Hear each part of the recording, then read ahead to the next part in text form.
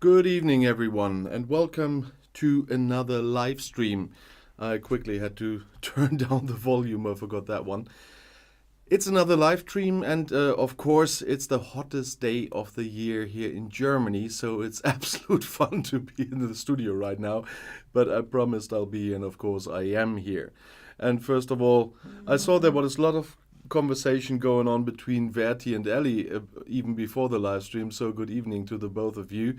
And no, Ellie, I'm not late. The 5-minute rule is the soldier's rule. You know, 5 Minuten vor der Zeit ist die Soldatenpünktlichkeit. I was, and I'm still in the reserve, but I'm not an active soldier anymore. So I'm in time as the countdown told me, at least. So we have another live stream today. I see that there are more viewers, but I haven't seen anybody else in the chat. So in Finland, you arrive 15 minutes early and wait outside for 15 minutes. Yeah, I was in my studio already. That's why I saw what you were talking about, but I didn't start the live stream any earlier. And for the start, I talked about something last week that I still wanted to add today.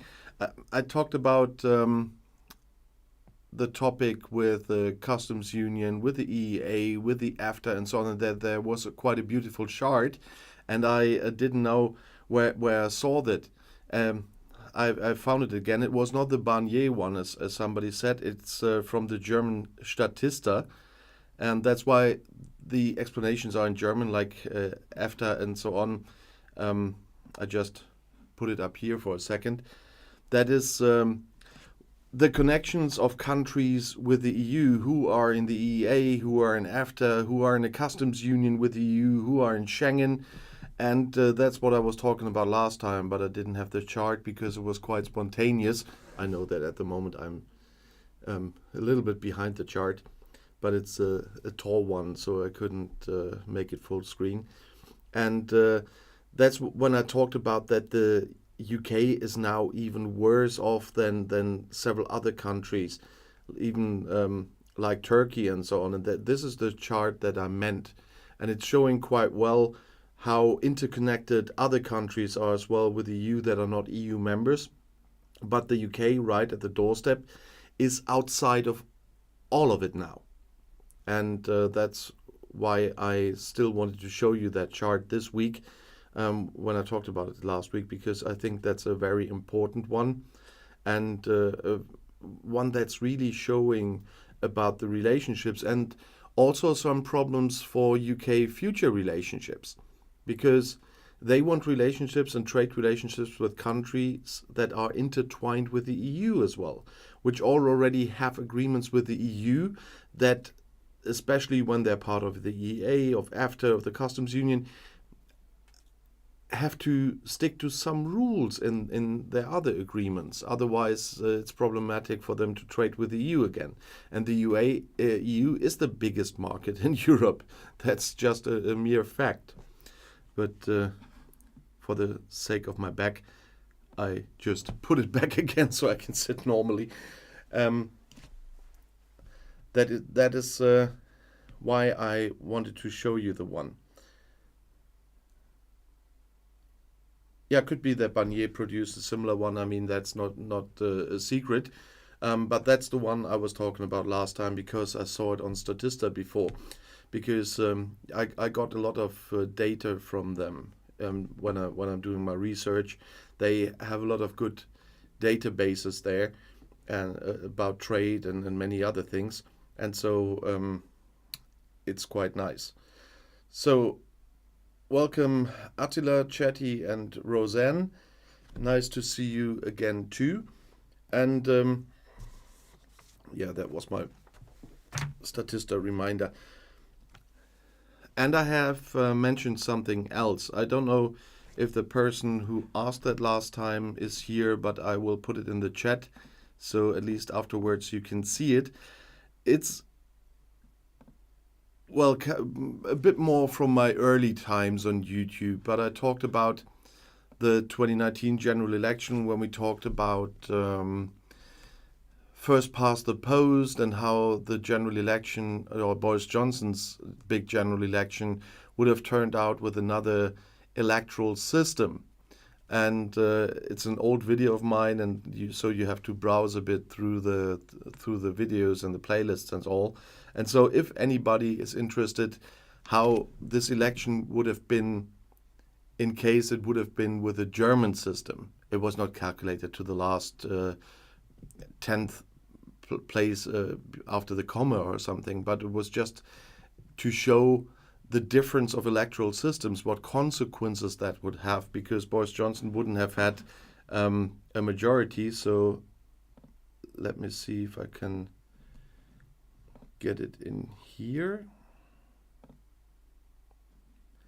There you have the link to the video for later, if you want to see that again, because that was asked last time.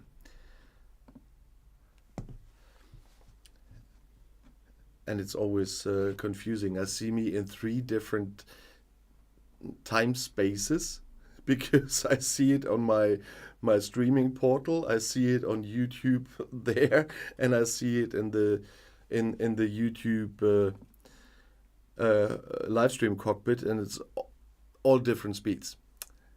Totally confusing, but that's the fun of live streams.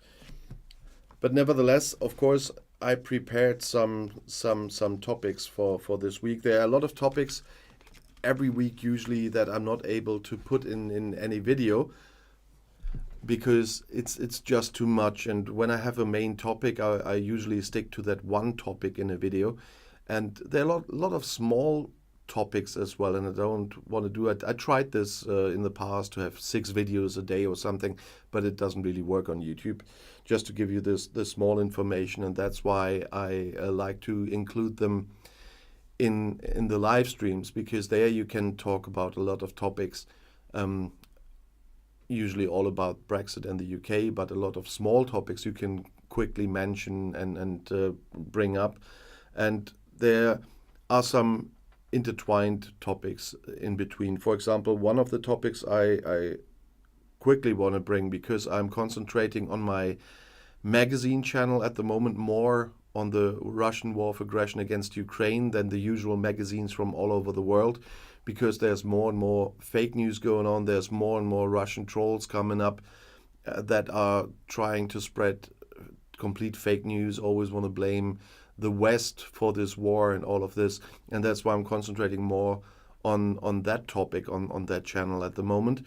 And there's one topic where Sunak now got involved again, because for those who also watch my Outside Views Magazine's channel, I will talk about the delivery of cluster ammunition from the USA tomorrow, and a little bit more on Tuesday. Today I talked about it, and tomorrow I'm going to talk about it a bit more. And Sunak also talked about this in the meantime. So just to recap, the Americans, President Joe Biden decided to deliver cluster ammunition to the Ukraine.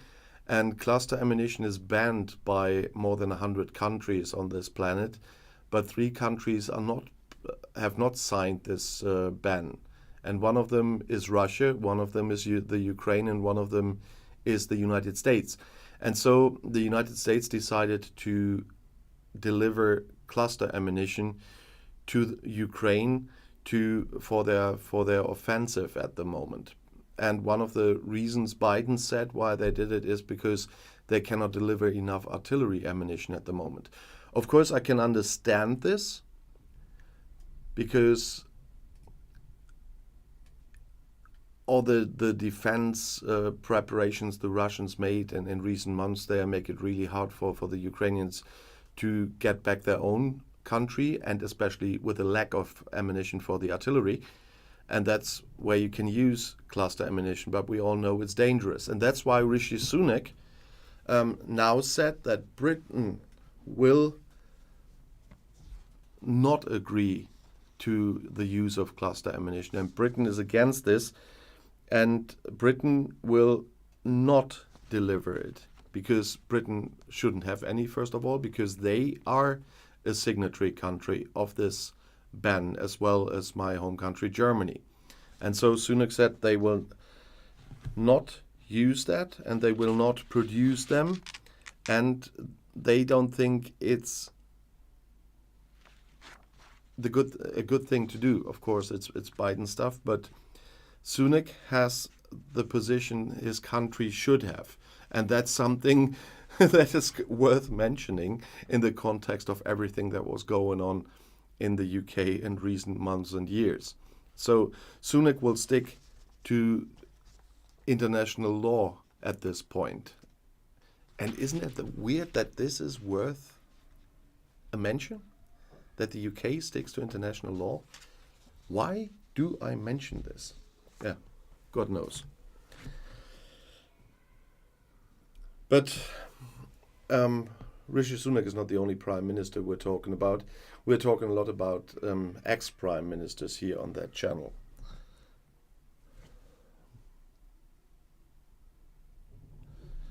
And Boris Johnson got in trouble also because of Martin Pincher. And Johnson, in the end, was supposed to be suspended by Parliament for 90 days. And now I got the information here in Germany that Martin Pincher, the reason for a lot of trouble for Boris Johnson, is supposed to be excluded from Parliament for 8 weeks because of the reason that got Boris Johnson in trouble, that when he was drunk, he was supposed to have grabbed 2 men inappropriately, so to speak. And now that would mean that there is a 5th by-election now.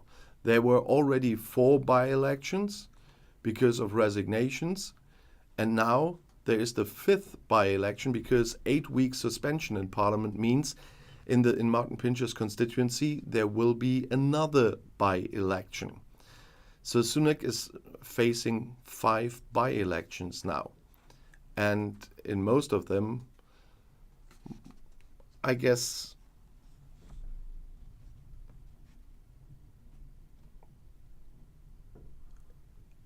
it's a very interesting time for Rishi Sunak. I was just diverted by the chat. That's sometimes a problem when you look at the chat because you are still in the other topic. And yes, if you sign international agreements, 30, it is officially international law.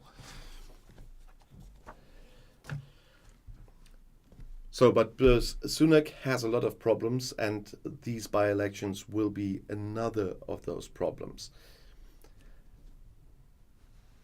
But not his own problem, his only problems, because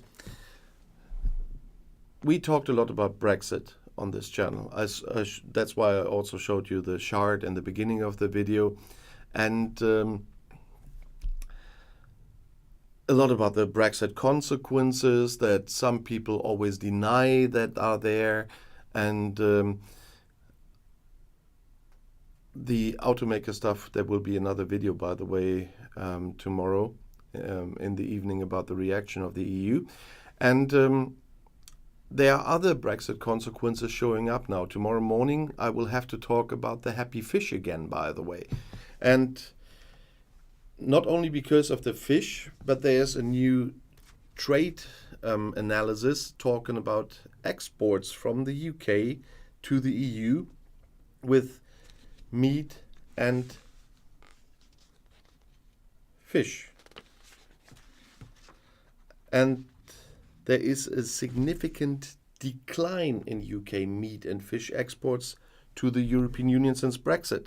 And the data shows that there's a sharp decrease in food trade, and that's why the Labour Party, when I'm always, you know that I'm always asking what Starmer wants to do now if he wins the general election about the relationship to the EU, if he doesn't want to rejoin, if he doesn't want to get in the single market and the customs union via the proper ways, and yes, there are still ways, but very complicated ones.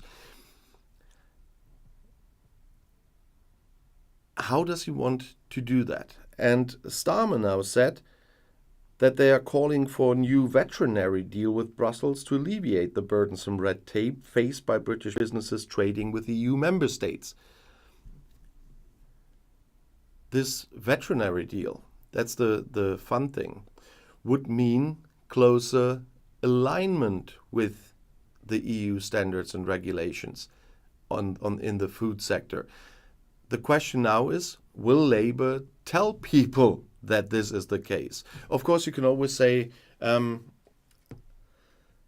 they want better veterinary regulations or a new veterinary deal with the EU, but he has to say how he wants to do this, because it always means that they need a closer alignment of all the regulations and a closer alignment to EU law on food standards. And all the Brexiteers, of course, will never want that. But I'm really looking forward to the campaign. If Labour sticks to the point we want a better veterinary deal, will they tell the people how this would work? Because that's something I'm always complaining about Labour at the moment, that they always give some very general targets or goals, but never say how they want to achieve this. That they say this now, of course, is very understandable, because at least the data from the Labour Party that was published by the Labour Party says there's a 42% decline in meat exports to the EU, measured by weight between December 2020 and March 2023. That would be an excessive decline, so to speak. And the reason for that would be Brexit, no matter how many people would deny that or not. I can't even look so often at the site how often you're writing, Betty.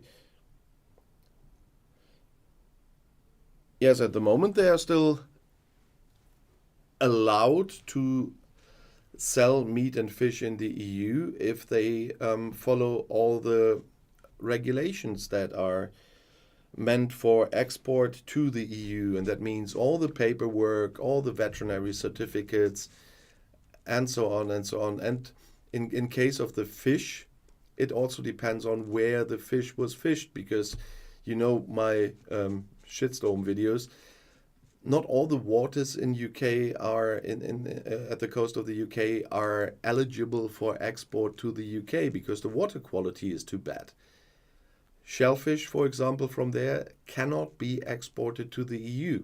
Maybe that's another reason for the decline of in-fish. Sorry, because they polluted more water. That's something I don't exactly know right now.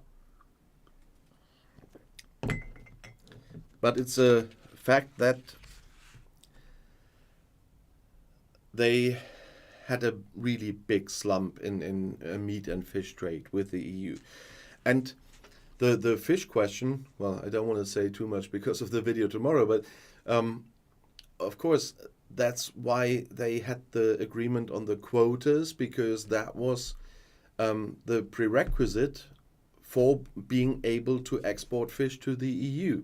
That's why it's getting very interesting in the next rounds of negotiation from 2026. But more about fish tomorrow morning. I don't want to say too much now. But the fun thing about the Labour part here is that they urge the Tory government to negotiate the new veterinary deal with the EU. They're not saying we will do this after the general election. They say the Tory government has to do it now. So they want the Tory government to take the bullet for that, so to speak. Yeah, that's a nice trick from them. But it will be interesting, because it's not only the decline in the meat and the fish part, but as we all know, the UK up to now has not really fully implemented their side of Brexit at customs, because they should have had many more checks than they are doing at the moment. And when this comes, imports will finally get more expensive. They haven't really seen anything of the real impact of Brexit on imports from the EU, because they haven't been prepared. They have postponed deadlines over and over again. and they really will feel the costs in the future. They're not really seeing the costs right now. They were complaining that there was food lacking in the UK at some times because, when there was a drought in Spain, they preferred to sell it to the rest of Europe, but not to export it to the UK, where it's more complicated. That was one of the reasons, of course, but it's also getting more complicated because when the full customs checks are in place, which still aren't, it will get more expensive as well. And my friends in the UK are keeping me informed about that quite a lot. So we have not even reached the beginning of the end of the Brexit consequences in the food sector or in the whole import sector in the UK. A lot of emojis there, but you have to be careful. So at some point, Nightbot will kick in, and just kicked in. So I have to look what you did. Yeah, Nightbot doesn't like your language, Verti.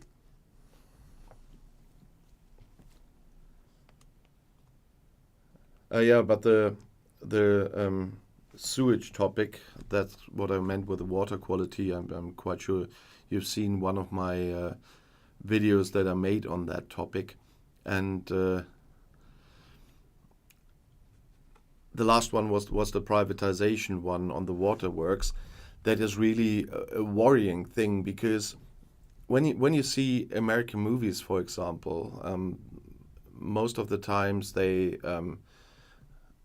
drink bottled water. Here in Germany, without a problem, you can drink tap water because we have so high standards for that water, for example, that it's absolutely no problem, except you're living in a very old house and the pipes in your house are not that great anymore. That could be an issue. But the water that's coming from our waterworks has very high standards. And the sewage system we have here had some issues because it was in some cases too small. And Ellie, I don't know if you remember that from my area in 2014, and that was here in my area. We had quite a flooding, and I don't mean with rivers or whatever, just from raining. We had 300 liters per 380 liters per square meter within 8 hours or something. And so in my city, we had a lot of flooding here. And one of the reasons for this was that our sewage pipes, the ones underground, were not big enough, and we were replacing them for quite some time. But even our local swimming pool here in my district was completely flooded. We had to completely renovate it and for millions. And I was caught in that when I was driving home from city center after a meeting with a customer and wanted to get home. I had to take a gigantic detour because the streets were flooded and we had traffic jams like hell. And in one place where I wanted to pass, I couldn't pass because my side of the road was so underwater I couldn't have passed with my car. But we're very nice people here in my hometown. And on the other side of the road, every fifth car stopped to let cars from my side pass. I had to go almost around half the city to get home on that day.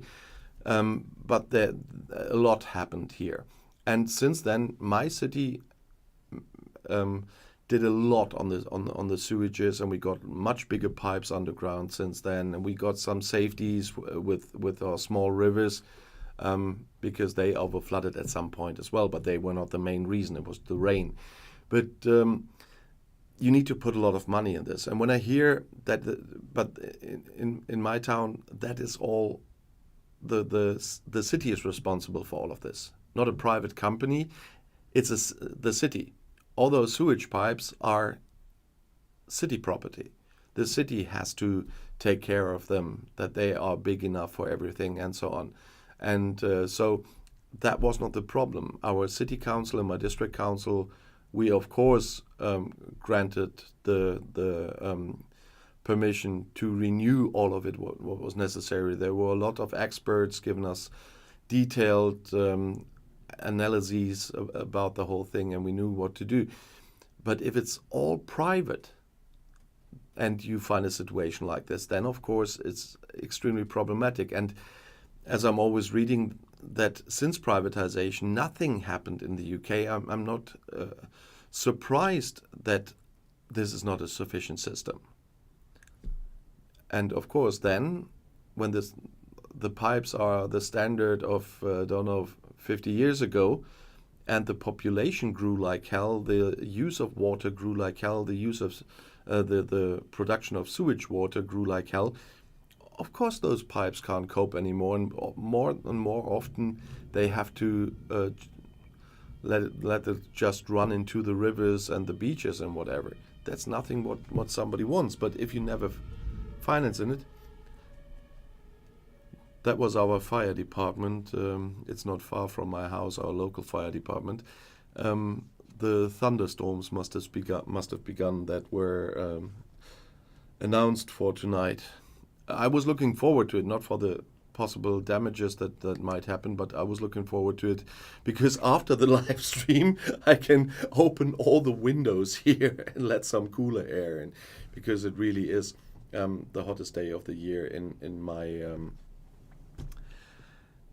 my hometown at least, and in southwestern Germany it's even warmer than here, and here it's terrible already. I don't know how warm it is in my studio, but outside there, when I started the live stream, that was before the thunderstorm came, it was about 36, 37 degrees out there. And I have some nice lights here, so you can imagine how warm it is here. Nevertheless, and no, Chetty, the police is not coming for you. They all know where I live. And unfortunately they have to, because that is something that is not related to the UK now. But as a voluntary politician, the local politicians here in Germany are all voluntary politicians. So they are not paid for this. They get a little sum for expenses, but that's far less than what you spend for doing it properly. But we have the same issue like firemen, policemen, and so on here in Germany. It's also something we saw in the UK, so it's not neither UK problem nor German problem. It's a general problem in many countries at the moment, that people are getting more and more aggressive towards people with certain jobs or positions. And let's put it that way. Our civil service here now is registering all attacks on local politicians here and so on, because the numbers are growing. As a voluntary politician, and you know that I'm the deputy district mayor here, it's a voluntary politician position, as I said, elected one, but voluntary. You are today more in danger of being attacked than in the past. And so they're now even having a register. I had some idiot that tried to, destroyed some placards of the party in the election campaign and then threatened me so I wouldn't call the police. Well, it's not that easy to threaten me, and I called the police, and he got sentenced by a court. So he had his trial already and was sentenced. But stuff like this happens more and more often nowadays. And as I said, not only in the UK, not only in Germany. And that is something really unsettling. It will not stop me from doing my voluntary work, because I talked about this other times as well. I like to see what I'm doing for the people. I talked about the lights at the zebra crossing last time. That people have thanked me for a lot recently. And I like doing this for the people because I can see what we have done. But it's really making me think about the people, what is happening to a lot of people and their social behavior, if this gets the case more and more often that they threaten people. I mean, online, we all know this, that it's happening more and more. I don't count the insults I get in the comments in these videos, but there are more and more threats coming to people who are doing something for society. And that is really something that we all have a responsibility to work against. But I'm getting a little bit distracted from the topics at hand. But I thought that was an important point. I just need to put away my own advertising. So let's have a quick look on the comments. Oh, so warm I really can't see anymore. Hi Carl, haven't seen you earlier. Welcome to the live stream as well. There must be some others when I see Hi Dwayne by Ellie, but I haven't looked earlier. Yeah, the city taking care of the infrastructure, that is happening.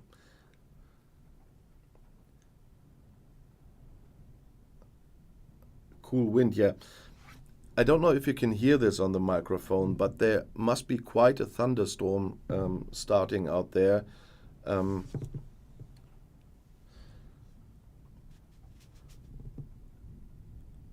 Let me know if you can hear that, because there must be something going on out there. I can't see it because of the lighting. My blinds are completely closed. There is a window, why you might hear it, but I can't see anything. And Pokemon ads in the middle of the live stream, Mark, how did you do that? I didn't. YouTube did. YouTube is selling the ads and YouTube is placing the ads. I'm not doing that. They are doing that. But nevertheless, let's get back to topic.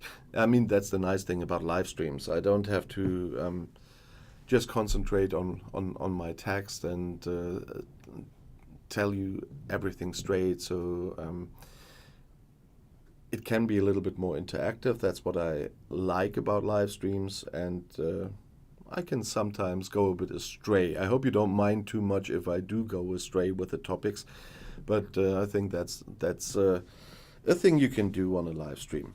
But I still have a lot of stuff here I wanted to talk about. That's what I'm always preparing on a Sunday for the live stream. And I talked about the cluster bombs as well. I didn't want to put them together, the two topics, although there were two Ukraine topics. But I got a short message this weekend on the press agencies, and some people are always talking about, where do you get this stuff? First of all, I have my main source always marked down in the description of the videos, but of course I do indeed what other or not other. I'm not a journalist. I'm an interested citizen that is interested in topics in other countries as well, and a lot of more things. So I'm not a journalist. I'm not claiming to be a professional journalist, but I use the same things they do.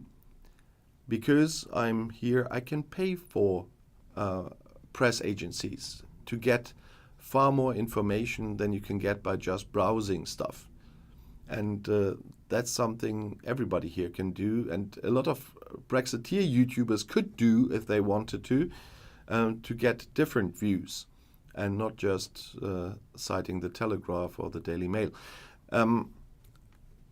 But there you get some small snippets. That was those I said I couldn't make a video on because I have to do bigger topics for one video. But those are small snippets that are quite interesting and probably not mentioned in every newspaper, in every news story.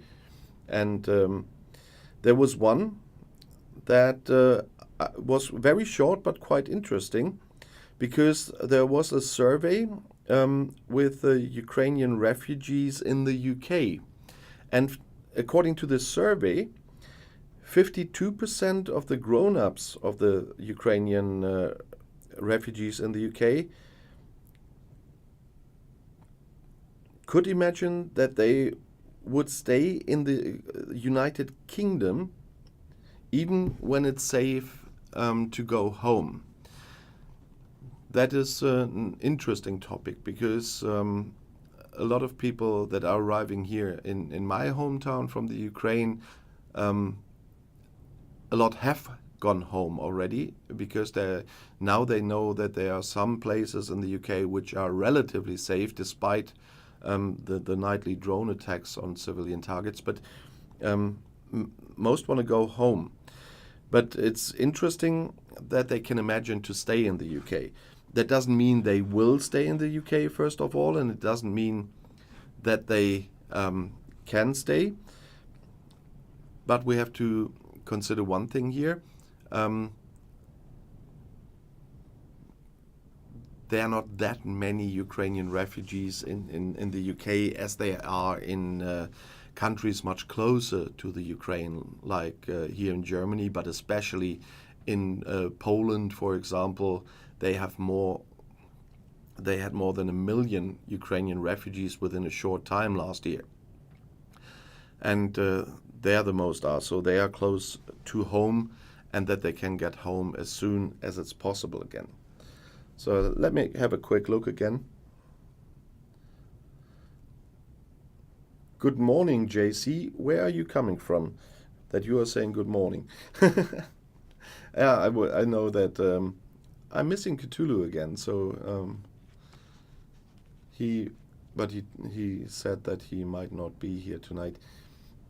But it would be interesting to hear from Canada again as well. But that reminds me, I talked about the good morning, good evening, good whatever, because of the people watching from around the globe. Last time, it was like now, live, there weren't that many people, which is absolutely okay in the good weather. That is in many places. I wouldn't necessarily be on a live stream as well, and so on. But a lot of people watched it afterwards, and that's nice to see, and that's why I like to talk about some things as well for the people that are not necessarily present. Because I wanted to mention something for my Australian viewers. I know there are quite a lot of Australian viewers here on my channel as well, because I just stumbled across something. And before I come to political comedy again, I just quickly want to mention for my Australian viewers, I stumbled across Hannah Gadsby. And Ellie, that might be interesting for you, for example, because it's on a German Netflix, if you have that. That's where I incidentally got to know her. I haven't heard about her before, but she is, first of all, hilarious, but also has a very important message. Because she was obviously known in the United States as well because of her program Nanette, but that's the one I saw last, and so I got to know her just as a comedian, and she's hilarious. But in Nanette, that must have been her first one that was internationally known. She talked a lot about some traumas and put some real how to put this in English, some intense topics in her show as well. So the second half of the show was quite intense with her personal experiences. She is a lesbian that grew up in Tasmania, and that says a lot, and she's in her comedy part, the most hilarious lesbian I know. And yes, Ellie, I know Maren Kreumann, but Hannah Gadsby is better. But the intense part, although you were expecting watching a comedy show, it didn't annoy me that it was something completely different, and it was a really important message. So to my Australian viewers, I just wanted to say that I know her now, and I'm glad I know her now. She is from Australia, as I said, from Tasmania. And to my other viewers, if you see her show on some streaming platform or whatever, have a look. The comedy part is hilarious, but her message is really important and really moving, I must say, from her own experiences.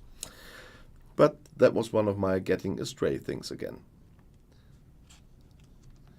Yeah, Kreumann is good, Ellie, but I think Hannah Gadsby is even better.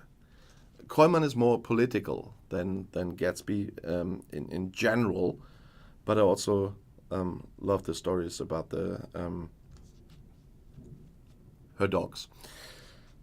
But let's get back from a professional comedian to a professional clown, because I have some update to do again. You remember before Johnson resigned and around Johnson's resigning, there was all the fight with his WhatsApp messages because of the other commission of inquiry. There was one commission that was looking into his lies in Parliament, and there's another commission in Parliament that is looking into the work of the government during the pandemic. And that committee wanted all WhatsApp communications from Johnson from that time and from the government from the time of the pandemic and when the government had to act. And Johnson just gave it to the Cabinet Office and said, here, you can have it all. And the government then said, no, we're not giving it to them. It's not necessary. They don't need them. It's not related, and so on and so on. And now, a few days ago, they went to the courts, of course, and then the courts ruled that they have to hand out the WhatsApp messages to the committee. So that is just another defeat for Sunak. And I don't know about how many I have to talk about this.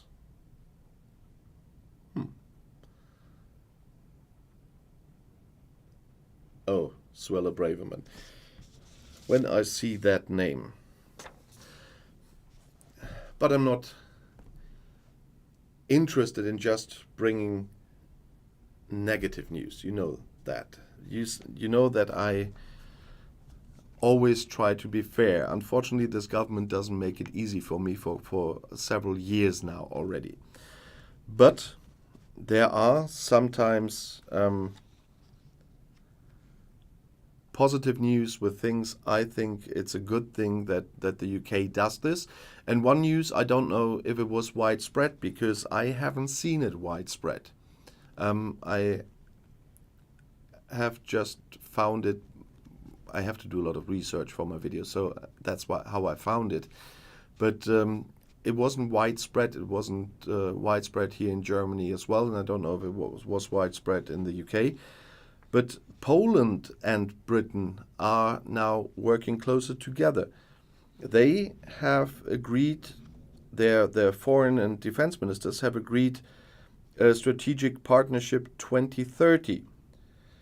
And I talked about this in the beginning of the Brexit negotiations, and that the UK didn't want to have a closer partnership with the EU in case of foreign policy, in case of defense and security. That was all missing in the TCA.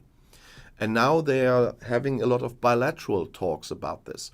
And one of those was now with Poland. They made some agreements already, but now the newest one is an agreement in the case of security and defense with Poland.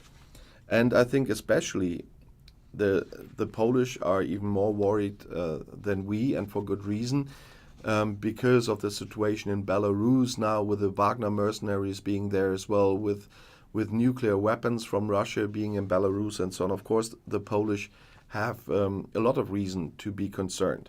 And now they made this agreement with the UK, and they want to work together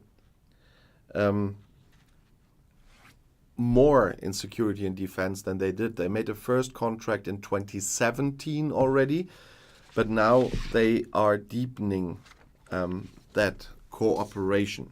And now I have to have a look again, because Verti,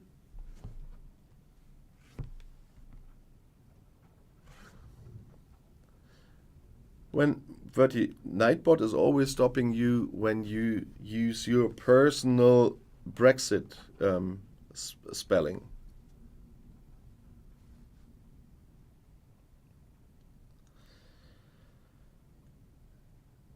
But Poland was not the only new agreement that the UK has, because I talked a lot in videos already about the situations with students and universities and exchanges and so on, that it got a lot more difficult since Brexit. And now even German universities are having direct contact to universities in Scotland, for example, and so on, because they have to have a lot of detailed work on that. But Great Britain and Spain now also found an agreement on education, because that's another part that is not really part of the TCA, where there need to be bilateral agreements. You see, everybody always arguing about the UK is saying that the EU is telling all the countries what to do. I talked about citizenship and everything already. The rules for staying in one of the member countries in the EU as a foreigner. And education is another topic where the member states decide how they deal with other countries in many places. And now Spain and the UK deepened those bilateral relations. And that's another good news, because with all the damage Brexit has brought, they have to find a way wherever they can to minimize the damage. You can never completely get the damage away. The only way would be rejoining, and we all know in the next decades it's absolutely improbable that the UK will rejoin the EU. And I'm not talking about will there be a UK, what happens with Scottish independence, what happens with Wales, Northern Ireland, etc.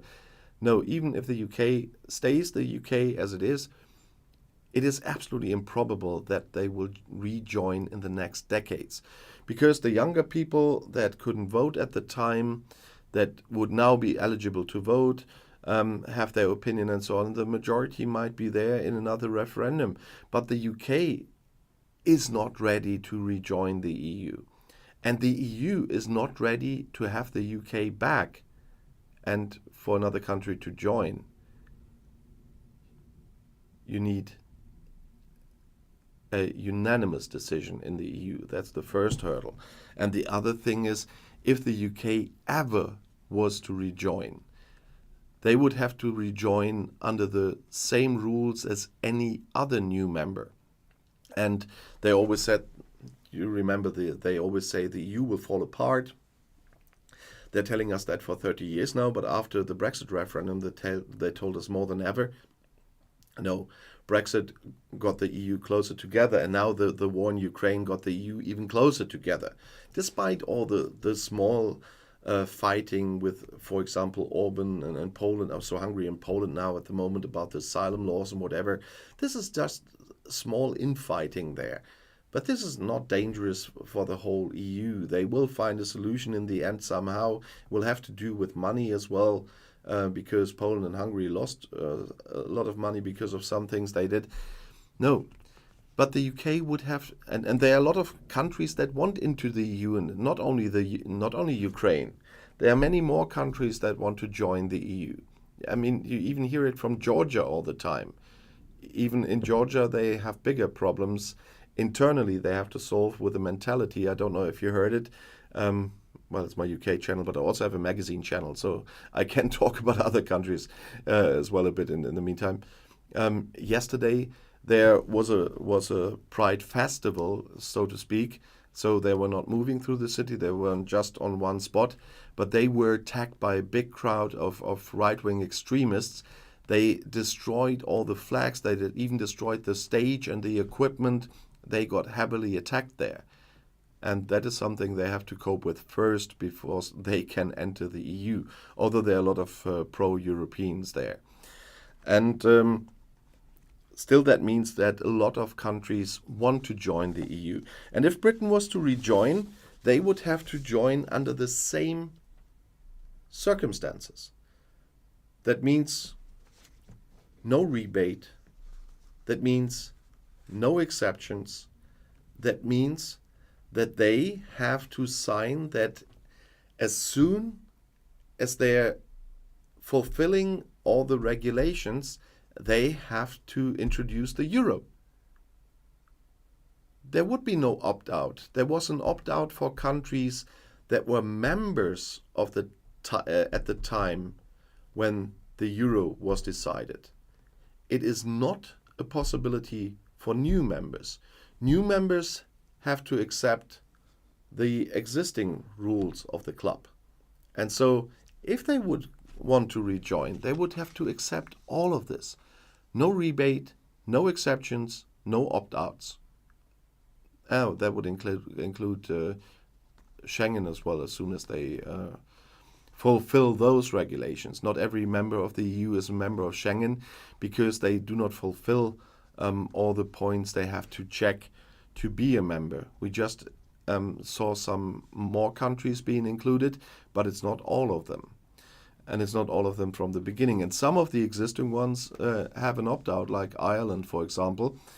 They're not part of Schengen, but that would be an interesting discussion in the UK. Because one thing, as you know, I always complain about is the honesty part of everything that had to do with the membership of the EU, where the EU always was blamed for everything that had domestic reasons, but still they blamed the EU on it, so they got away with it. But there needs to be truth if there ever is a rejoin campaign in a magnitude that would have an effect. And that would be in kind of a referendum campaign or whatever. Then they must be told the truth. Not like the other referendum where they were lied at for like hell. We all know this. But they must be told the truth as well. They must know the consequences of rejoining. I didn't want them to leave the EU in the first place, although in some sectors it is better for the EU. In general, you know my opinion that it's not good for the EU that they left in general.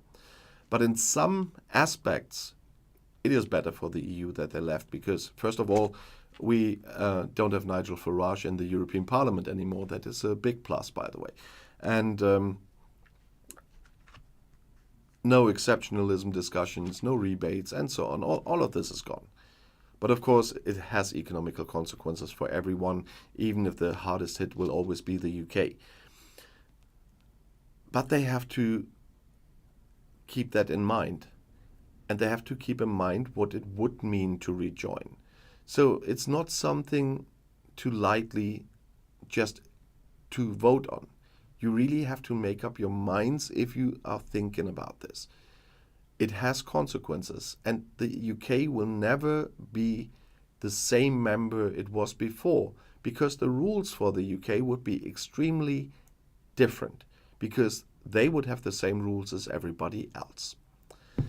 And I completely forgot I wanted to try something today, if it's working now. Before I have a look in the chat. That's the problem when you work with 5 things here. Because somebody might be able to help me, because for still not working. It worked when I did my live streams the last time, like hell, and now it's not working. I have no idea why.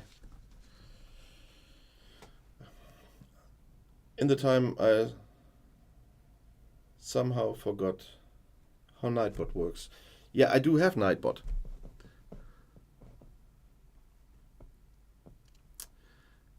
And I linked it to that. I just have no clue why it's not working. It worked fine on my last live stream before my restart, but I have no clue why it's not here now.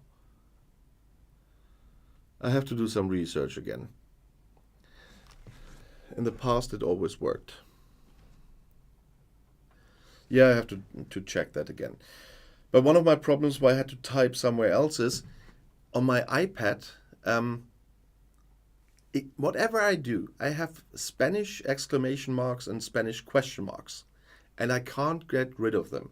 I really have to go to Apple to ask them, because I tried everything I found on the internet, and nothing worked. So if anybody of you ever had that, let me know.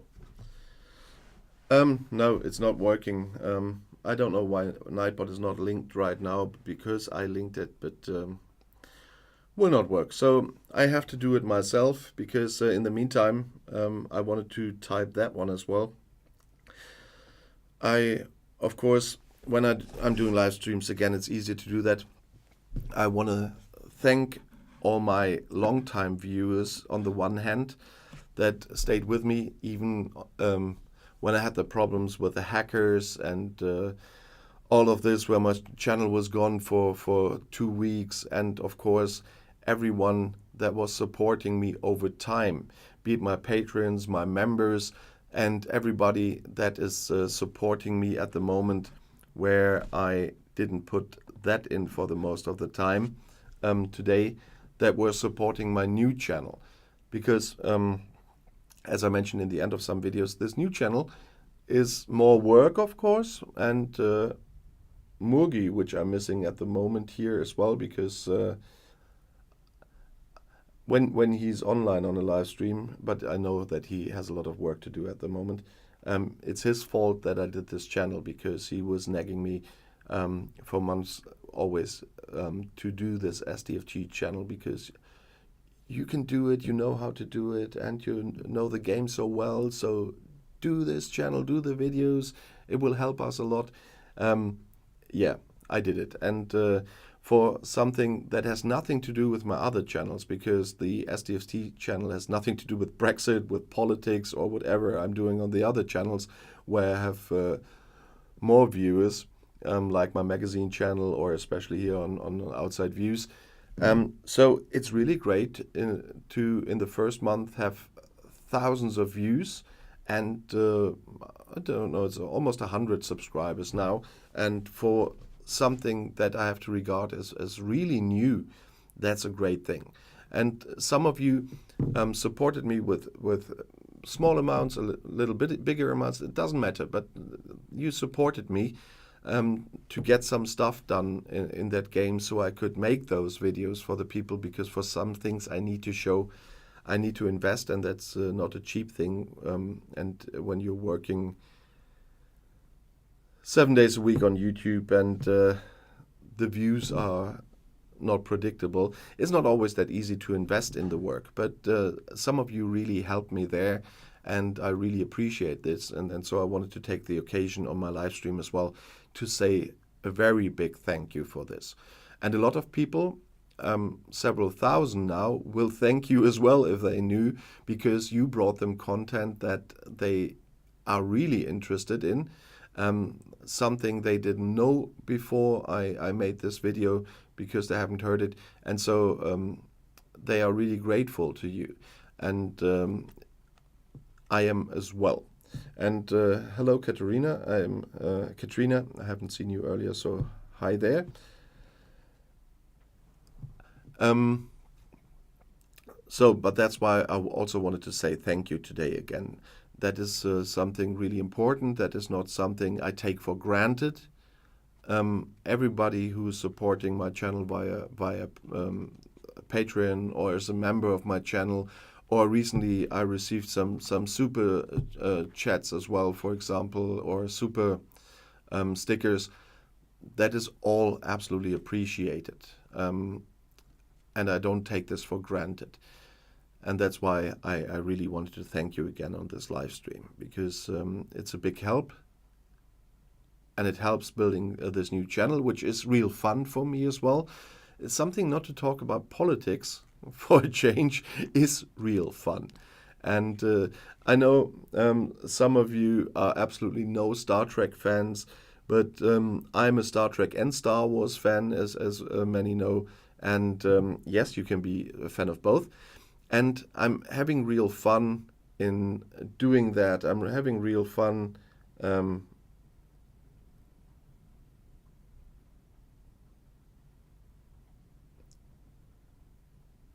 What do I have up twice?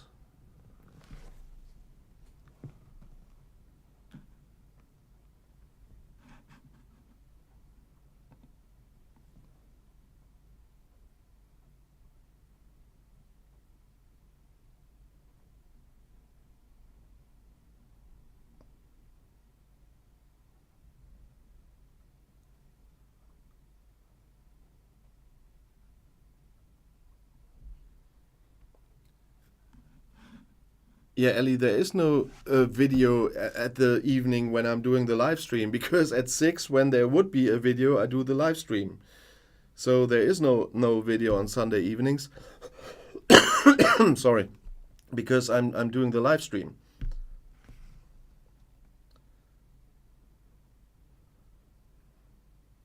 Um,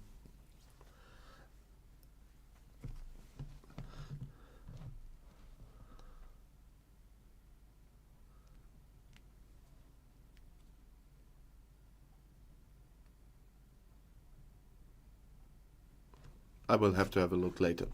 What you mean? So, but there is no evening video. Okay, there's a comment by Verti, a super chat. Thank you for this, Verti. We cannot recreate and will not recreate the single market for the United Kingdom. And when it comes to pass, the future will be different.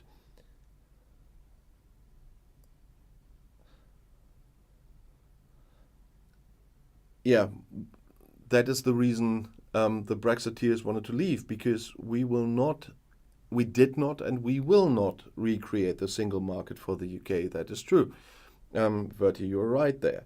And if they ever want to come back,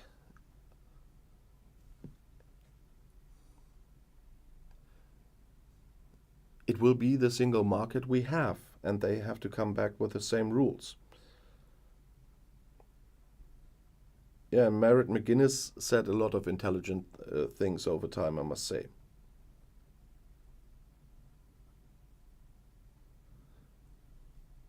But we will see. Yeah, Ellie, as I said, I have a look after this live stream, because I cannot have a look right now. It would be even more confusing than it already is, handling with all these things here. And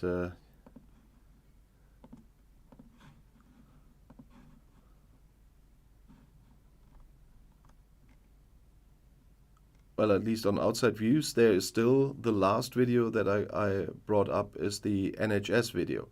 That's the one from this morning. And the video on the cluster bombs will be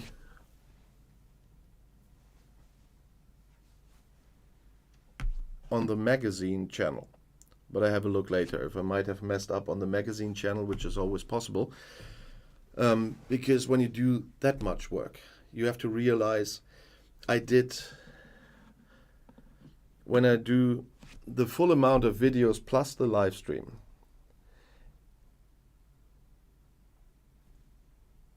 it is 44 videos a week I'm doing. And that's why you can imagine that I'm working 7 days a week usually, and a lot of hours per day. Because most of them are, because some always complain about, for example, when I have this banner up here, complain about begging for money or something. No, of course I have to earn money, but the most videos I make in a week are not on channels where I earn money with them. I do a lot of things that are informational, but not that interesting for that many people. But I think it's important information, like on Outside Views UK or Outside Views History, where I think it's important that this information is out there. But all those channels are not monetized. I outsource those from my main channel. So on the main channel you get the topics you want, but the other topics that I still think it's important that people know are on other channels, and I don't earn a cent with them. But I think it's important to do this, and I do this work on those channels every week if I can. On very few occasions I had to drop them because my appointments were up here, but usually I do them every week as well, and on some of those several times a week. And so that's why this amount is so high. And at the moment on this STFT channel, I do a lot of videos as well to get it started. And so I'm working a lot. That's what I can tell you. And good evening, Joao. Saw you first now, but still had a lot of stuff, but I was talking about a lot of stuff. But as you can see, probably the whole time I'm really melting away, and I'm going to let some fresh air in. Ellie, I will not check for the other video as well, of course. No, I didn't see it as a complaint. I just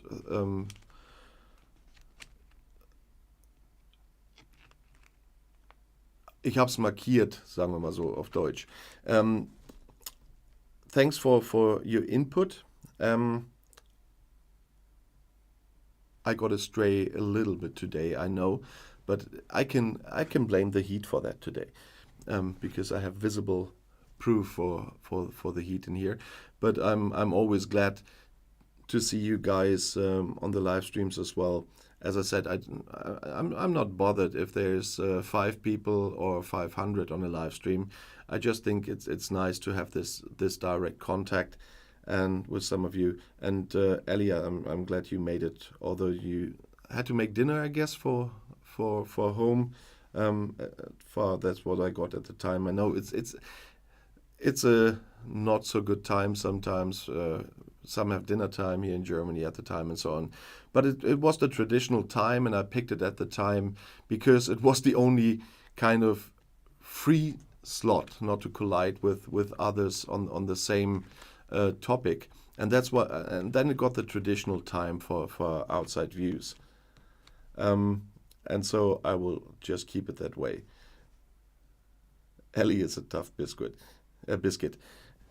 That's another problem. Some English words, when I'm reading them, they are almost spelled the same in German, but pronounced completely differently, and that's why probably also why this Ireland mistake happened in one of my videos, where I wrote Irland instead of Ireland in the title of the video. But that was quite interesting to see the reactions of some people, how sensitive some people are just because of a missing E.